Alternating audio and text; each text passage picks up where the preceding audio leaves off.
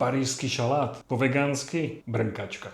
Keď už viem spraviť majonézu bez vajec, tak spravím aj parížsky šalát bez mäsovej salámy. No a na Parížak budem potrebovať takúto vegánsku alternatívu také mušnej salámy. Volá sa to, že cestnačka. Vyrába sa z toho super parížak. Základ je ale cibulka. Cibulku si nasekam na drobno. Celý šalát zamiešam v jednej miske. Cestnačku nakrájam na pásiky. Ďalej použijem sterilizované uhorky a tie si nakrájam na kocečky. Uhorčičky.